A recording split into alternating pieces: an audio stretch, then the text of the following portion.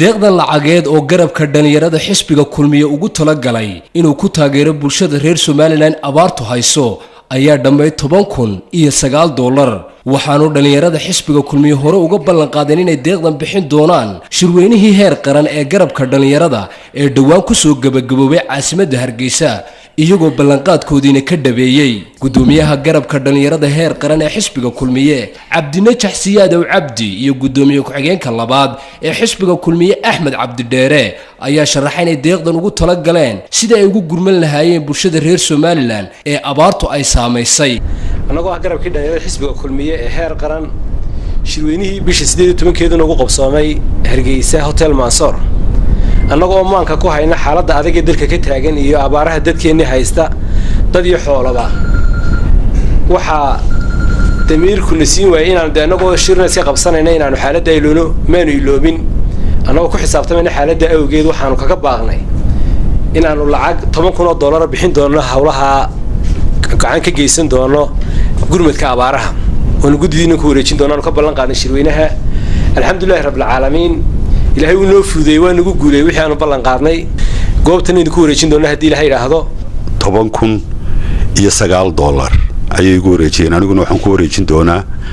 hadda tihiin gudidii qaran heer qaran ee gurmadka abaaraha lacagtii baan idinku wareejinayaa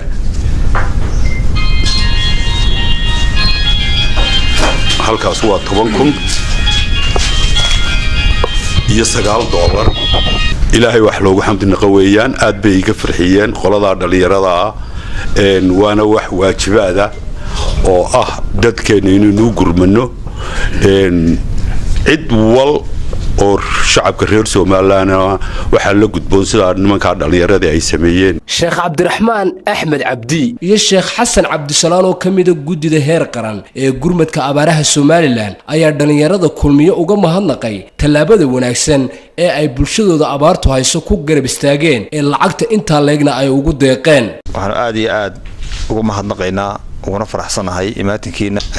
iyo gargaarka weyn ee halkan maanta aad ka dhiibateen dareenka islaamnimada iyo wadaninimada leh ee ummadeena marka dhibaataysan soo damqateen ee suxir saarteen aad iyo aad baan ka mahadcelinaynaa jazaakumullahu khayr ilaahay subhanahu wa ta'ala abaarkeeda Allah idin siiyo halka hoos saarteen ilaahay wax khayr qabadan ay idin ku bedelo waxaan u mahadnaqaynaa sawirka Sheekh Cabdiraxmaan sheegay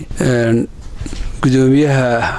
labaad ee xisbiga iyo dhalinyarta hogaaminayo gudoomiyahooda iyo inta kaleba anagoo mahadnaqaynaa dadaalkaas iyo xilkaasnimadaas runtii ay ku keeneen qaranka in hor yaalla inoo muuqda wax runtii lagu farxo lama yareysan karo oo runtii qadarka maanta qaranka dhalinyartaas ay keeneen waa qadar runtii muuqanaya ilaahay ka abaaliyo halkay ka soo saareen ilaahay subhanahu wa ta'ala tuka badan oo ka barka badan la Allah u geliyo في آخر الله كون هجيو